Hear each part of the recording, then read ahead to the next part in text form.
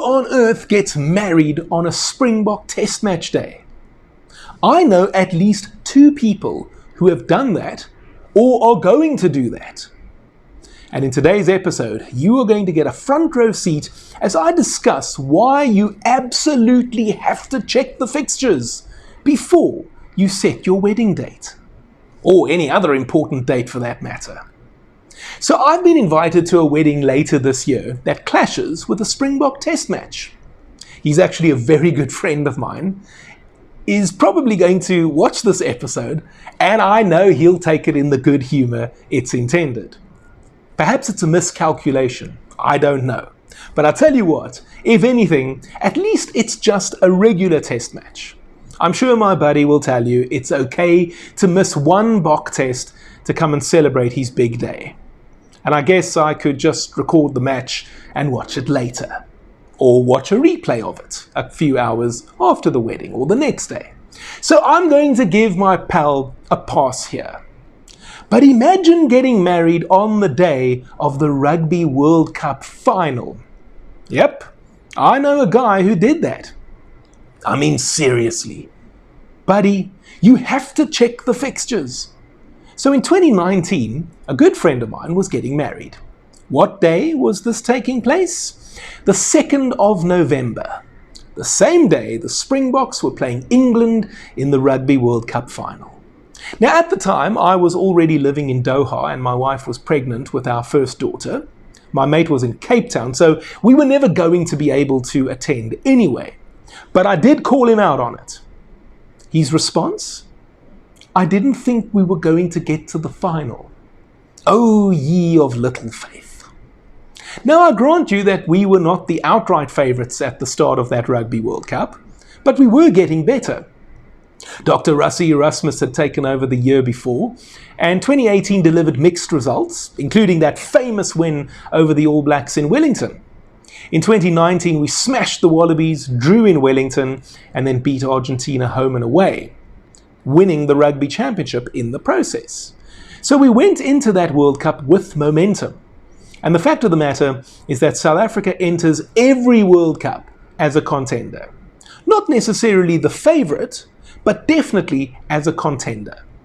Except 2003, when I think we all knew we stood no chance. And so my friend, his beautiful bride, and all their guests missed out on this. They come and losing it. Arms there, pops up in a toy. Here comes Cheslin Colby. Colby bounces towards the fence. Beats one, still going. Cheslin Colby. Cheslin Colby.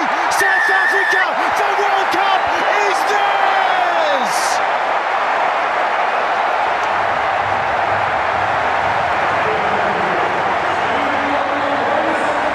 I don't know about you, but I would not have been impressed. Again, you have to check the fixtures. When I got married, I checked the fixtures. The Springboks were not playing that day, but none of the other teams I support passionately were playing either. No South African national team was playing that day. The closest you could find to a team that I support playing on my wedding day was the team I support in the English Premier League, Newcastle United. And they were playing against West Bromwich Albion. I was happy to sacrifice a Newcastle West Brom game on my wedding day.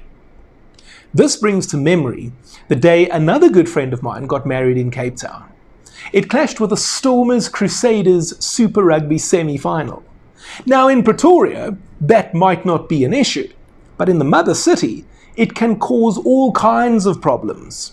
My pal had the perfect solution. The wedding took place in the church before the match started. Then the guests would make their way to the reception where the match would be broadcast on several screens. While the match was being played, my friend and his lovely bride would have their photos taken on the nearby beach. And the reception itself would only commence once the match had ended. A stroke of genius, I tell you. That's exactly how you do it, if you have to get married on an important match day.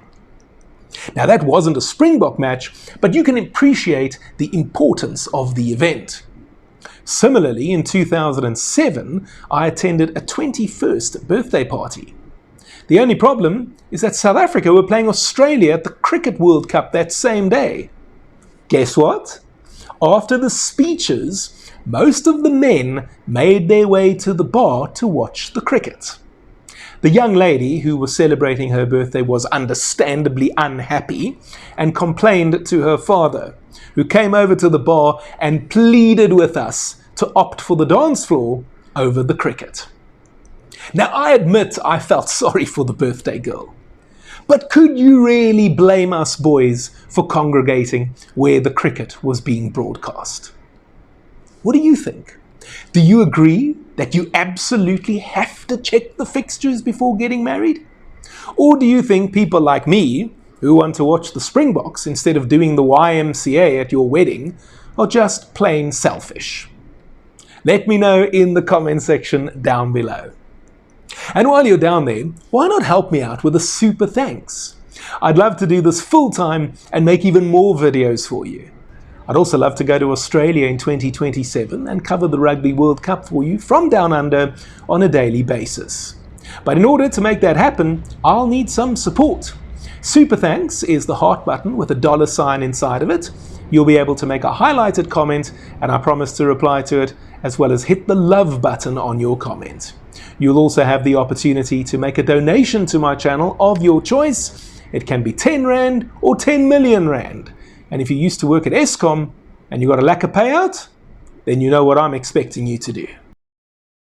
If you're not yet ready to support me in that manner, you can also just spear tackle the like button, and you can also subscribe to my channel if you haven't already done so.